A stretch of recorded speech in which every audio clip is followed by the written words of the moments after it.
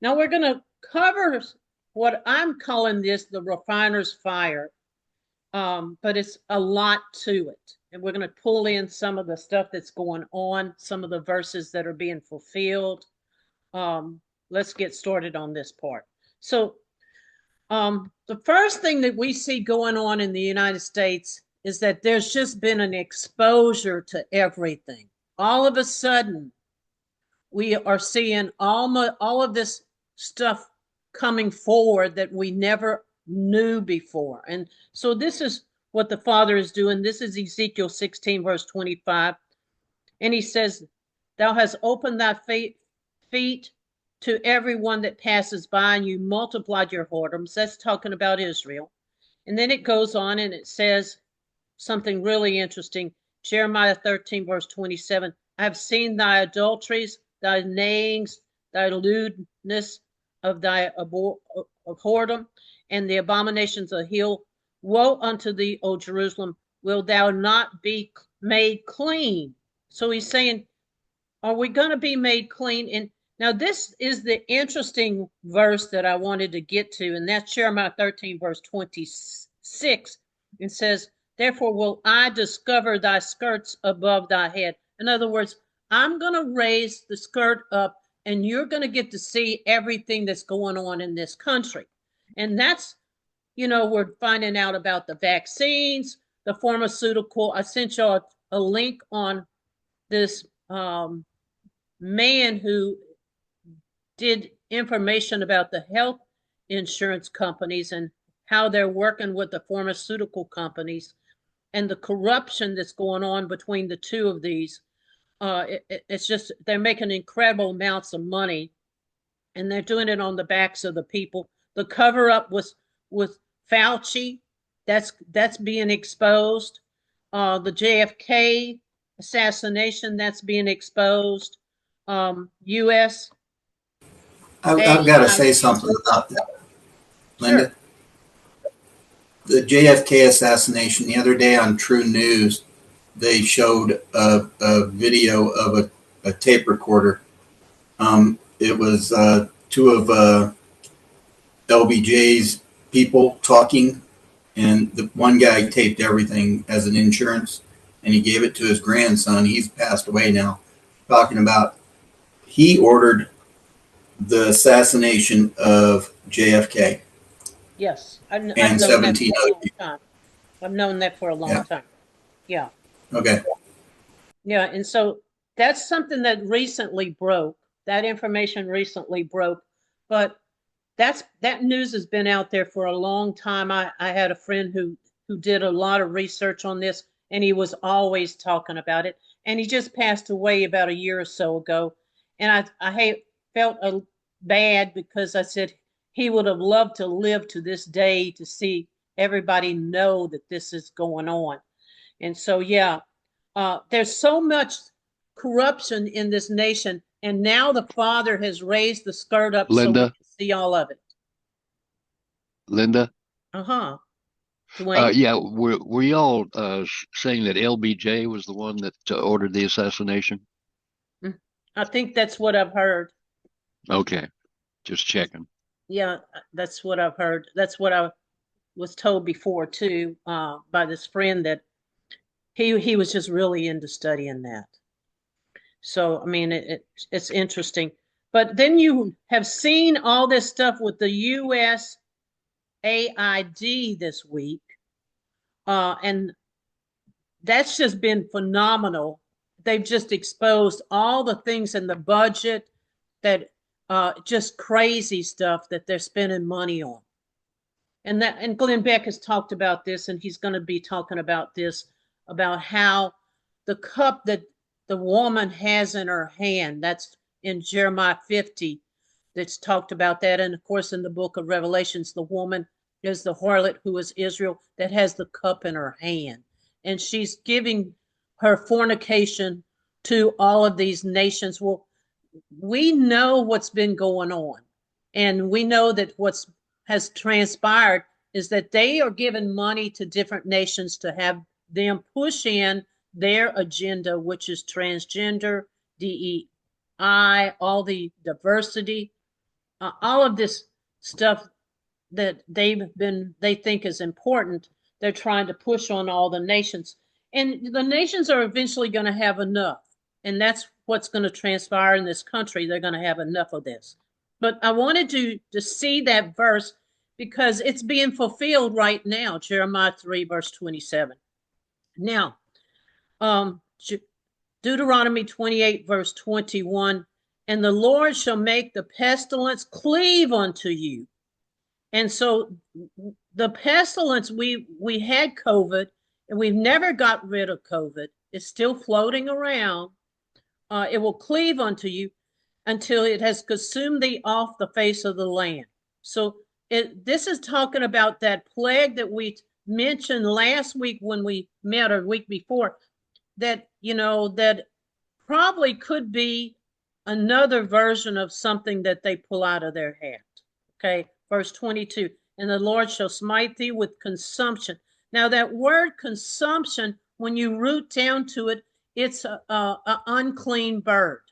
And we're having all this bird flu stuff. I mean, I don't understand all of that piece, but I know what the words mean in Hebrew. I know what the words mean. It says it shall be a fever, inflammation, and a severe burning. That's word severe burning. It could be related to something else. And that may go back to the verse in the Revelations that talks about the people will be burned with such an intensity. It doesn't use the word burning there, but it's something that stings them.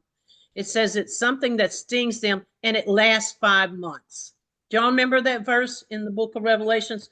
I think that could be referring to this extreme burning, whatever that's going to be. Now, we're going to get to this part that I believe what is going on here is the fall of the Babylonian government.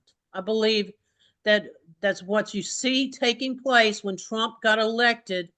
He's tearing down that government that you see that was under Biden and all the other presidents before him, right? He's tearing that down, that government. Now, he's not taking down the land of Babylon, but he's taking down the governor of Babylon. So you remember when we were talking about this in Isaiah 21, verse 9, and it says, and behold, there comes a chariot of men and a couple of horsemen. That was that election, because the couple of horsemen was the presidential election. And he answered and said, Babylon is fallen, Babylon is fallen. Okay, so, and she's broken to the ground. Well, you see that Trump is trying to restore, and we're going to talk about and see those verses today. He is trying to restore the Constitution in the United States. He's trying to restore it, and he's trying to bring some order to things. He's doing some really good stuff. And, it's really amazing that the Father's allowing him, I think, to lay a foundation. Now, so we're going to move on now, and we're going to talk about America being a temple, which I know that should really frost a lot of people, but she is the temple, and I'm going to prove it to you. Here we go, Jeremiah 50:28, the voice of them that flee and escape out of the land of Babylon. This land is the land of Babylon. She has more than one name. She's called Ephraim. She's called Babylon. She has many names. So to declare in Zion the vengeance of the Lord, the vengeance of his temple, because it's the temple that's in the land of Babylon. Do y'all see what he's writing right here? Now going on, verse 11, and make bright the arrows, gather the shield. The Lord has raised up the spirit of the king of the Medes for his device against Babylon to destroy it, because it is the vengeance of the Lord, the vengeance of his temple. You see, so he's telling you that Babylon, whoever Babylon is going to be where his temple is. Now I'm going to explain this. All right, because the temple is his house. Just like you have a house that you live in, It is his house. Now, I'm going to just prove to you that it's his land. Isaiah 14, verse 1. And the Lord has given mercy on Jacob and will choose Israel and set them in their own land. I think that's America. And the strangers shall be joined with them. That was the slaves that came into this country in the beginning of it. And they shall cling to the house of Jacob. And the people shall take them and bring them to their place. That was the plantations. And the house of Israel shall possess them in the land of the Lord. You can't get around these verses. He's calling America, this place where the slaves went, the land of the Lord. And he said they're going to be there. Let me read it again. And the house of Israel shall possess them in the land of the Lord for servants and handmaids. This never happened in the land of Israel. She didn't get rid of her slaves. She never did. Zedekiah tried. He made a decree that all the slaves could be released. And the nobleman says, no way, we're going to, and went and took them back. He said, no way, we can't live without the slaves. So they, at the time, right before Judah fell, they did try to release the slaves, but they didn't. So this can only be somebody else, in the only country I know that has fulfilled this is America. Now, it's the house of, it's his house, it's his land, and it's his temple. Now I'm going to explain to you what I'm saying here. Here's another verse, Ezekiel 38, verse 16. And he's talking to Gog here. And he says, you shall go up against my people Israel as a cloud covers the land. It's a huge crowd of people that come in here. And it shall be in the latter days, that's the last days, and I will bring you against my land. So it's pretty plain now that America is his land. Now we're going to get to the symbolism of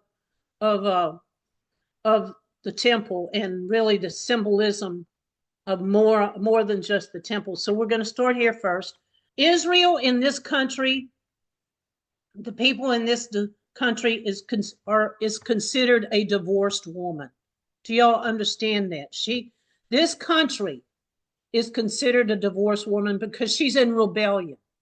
Now going on, Jeremiah 3, verse 6, and the Lord said unto me in the days of Josiah the king, thou hast seen the backsliding of Israel has done. She is gone up under every mountain, under every green tree. That is in reference to Christmas. And thou hast played the harlot.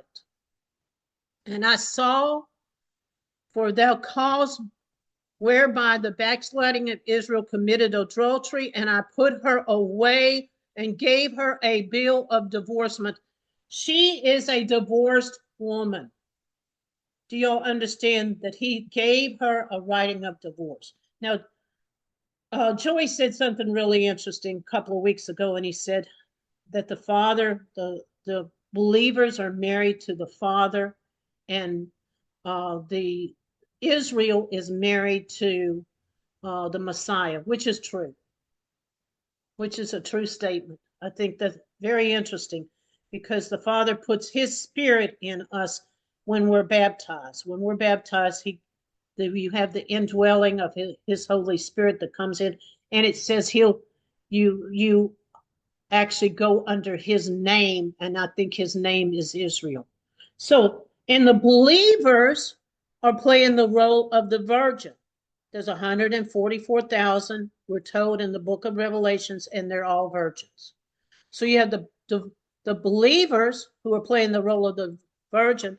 You have the divorced women, okay, that are playing the role of Israel, which would include America, right? Now, here's the Father's home.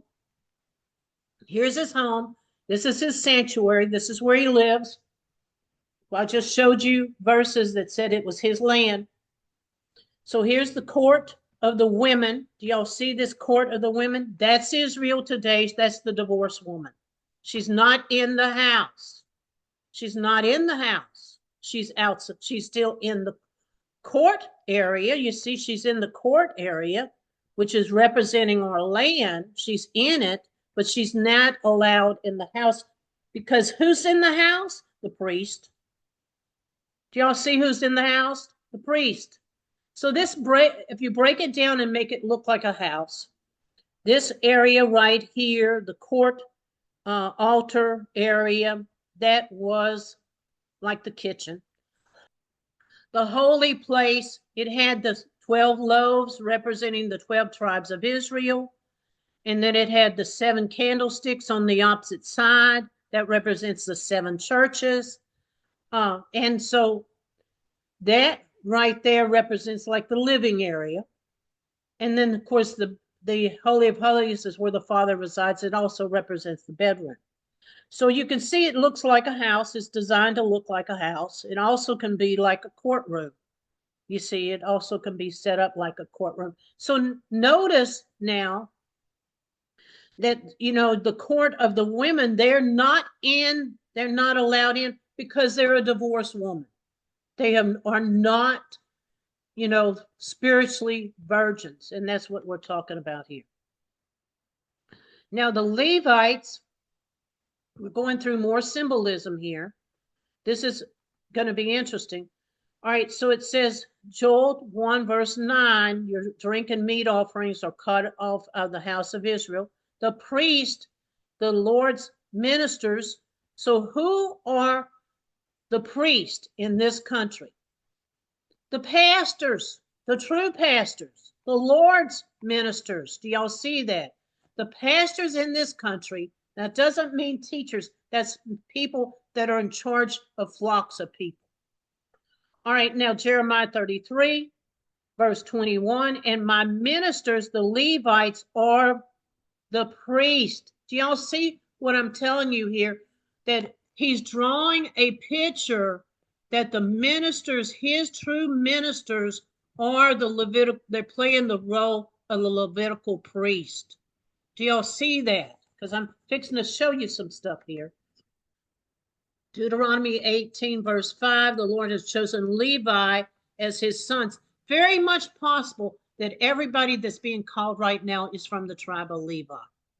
You may be among other tribes, but the tribes of Levi were to be scattered throughout all the other tribes. They were supposed to be scattered. So they would, you know, they would be with Issachar, they would be with Judah, they would be, but they are a separate tribe and they're scattered among. That's very much possible that we may actually be physical descendants of the Levites. Let that freak you out for a while. So now going on, because we are playing that role of the ministers, not all of us, but some of us are playing the role of the ministers because some people have flocks. Okay. All right. Now you can be a teacher and not have a flock. So, you know, it has nothing to do with teaching because you go back to 1 Corinthians chapter 11, it tells you everybody comes with their own doctrine. They all get to speak and teach. All right, going on. Let's get to my point here. Qualifications of the Levite priest. Okay, let's look at this. So it says, neither shall they take a wife, a mom away from her husband. He is holy unto the Lord. The ministers shall lead a flock. And, you know, this comes back to this part right here, which we were talking about. The spiritual meaning here is that a virgin represents under the Father's authority. She remember it says 144,000 were virgins and they followed the Lamb wherever he goes. They're under the Father's authority. All right, then the divorced woman is the one that's Israel. She's playing the rebellious woman, and she plays the role of Israel. And she is, so this is why when it says the Levites couldn't marry a divorced woman is because he's talking symbolically. Do y'all see what it's saying? That she has to be under the authority of the Heavenly Father. She has to be a believer. Do y'all understand what it's saying? Even though you married a divorce, woman, you can teach because everyone's allowed to teach. I mentioned that already. But you can't be the head of a church. And this is what it's saying. Hebrews 12, verse 29, for our God is a consuming fire, but he shall abide in the day. This is Malachi 3, verse 2. Who shall abide in the day of his coming? Who shall stand before his appearance? For he is a refining fire like a fuller's soap. He's a refining fire. He refines the gold and the silver. Do y'all remember that? He takes the impurities out of it. He's a consuming fire.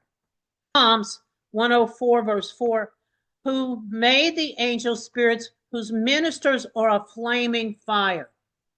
So the ministers are supposed to be a flaming fire. Have you heard people talk and they say, oh, I can't stand it when the people that are teaching raise their voice. Oh, come on, give me a freaking break, okay? Because it says his ministers are a flaming fire. So are they supposed to be meek acting and never raising their voice? And I mean, it just kind of sets me on an edge there, because I go back to those verses where they say they only want the smooth words. They only want the smooth words. But if it's a person who the Father's working with and leading, he's going to be like a flaming fire. Do y'all see what I'm saying? And that's the way we are so much of the time. I see people really take to Facebook, social media, and say all kinds of stuff. They're acting as a flaming fire. Do y'all understand it? Someone is going to have to do the delivery. So somebody, even though he is the consuming fire, his ministers are the ones that have to deliver. So going on, Malachi 3:3, and he shall sit as a refiner and a purifier of silver, and a purify the sons of Levi, which we play that role, and purge them as gold and silver. So we're being purged by this consuming fire, and the instrument he's using is the ministers, because they are flaming fire. Does everybody see that?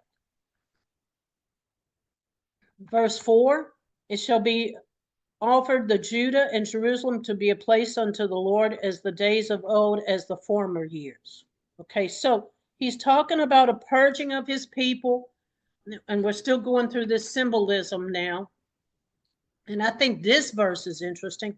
I will be swift witness against the sorcerers, there's your pharmaceutical companies, and against the adulterers and the false swearers and the oppression of the hireling.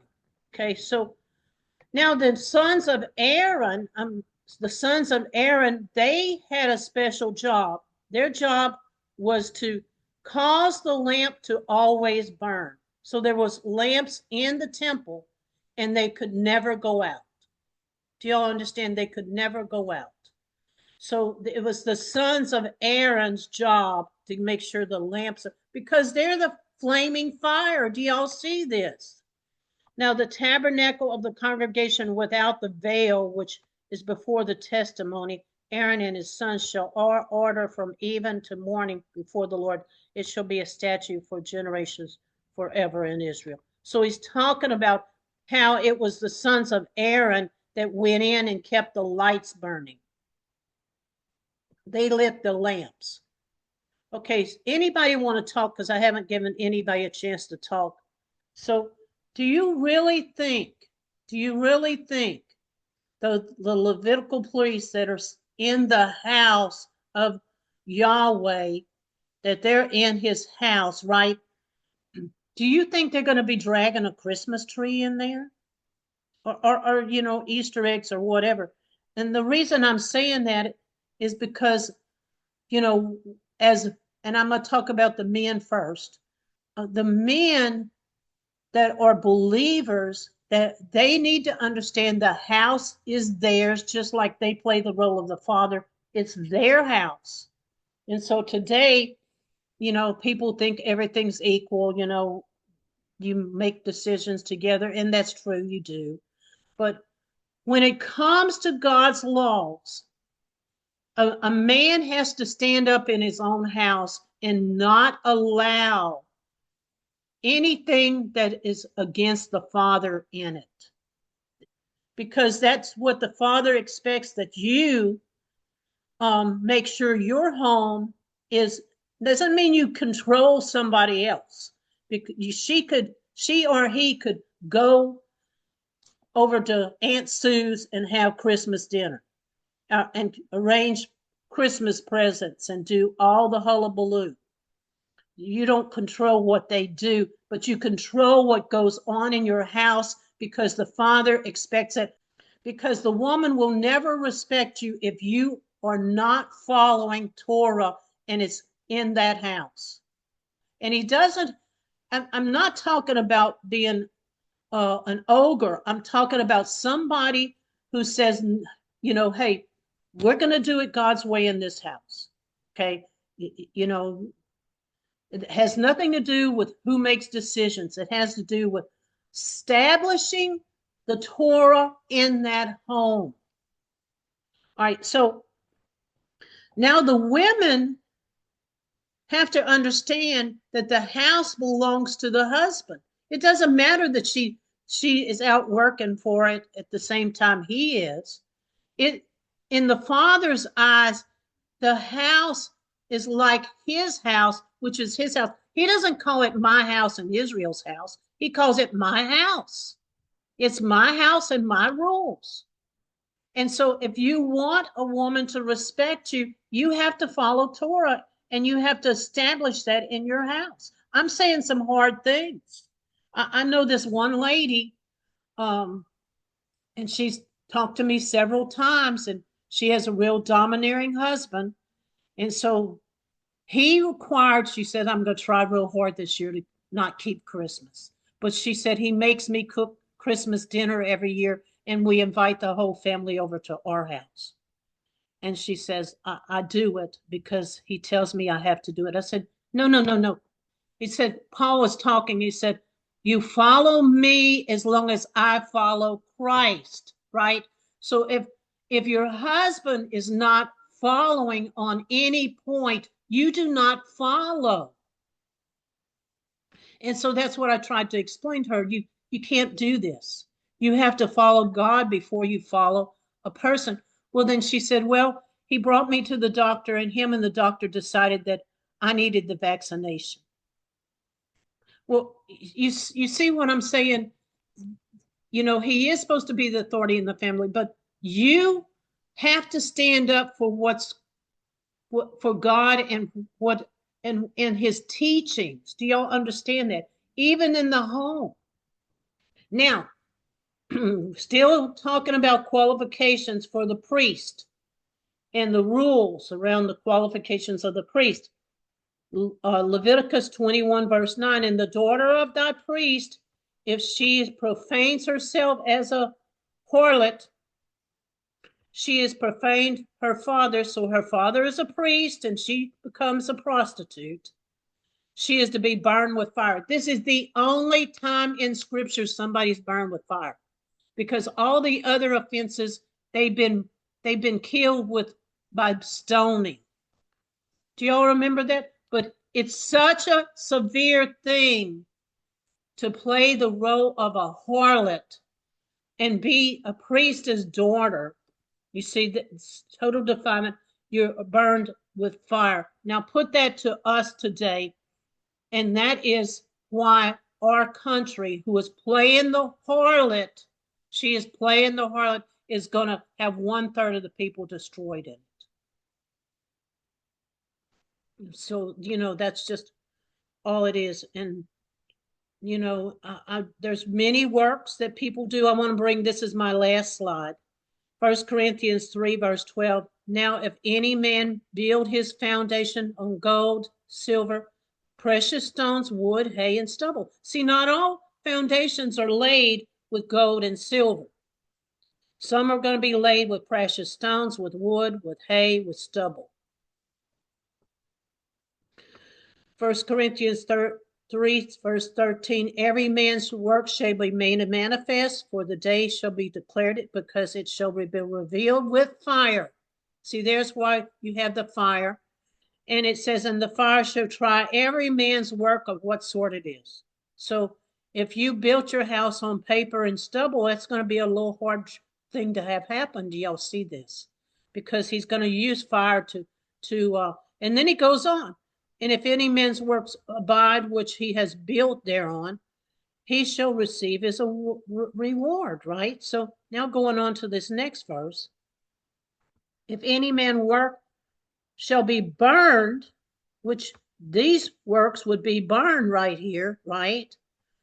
He shall suffer loss, but he himself shall be saved, yet so as by the fire. So even though you burn, your works get completely burned up, you're still saved. You're still under that covenant. So, I think that's such an important thing to see. When you feel like you've exhausted everything, you're ready to give up, he still says you're saved. Do y'all understand this? It's a very important principle. And your works can be destroyed.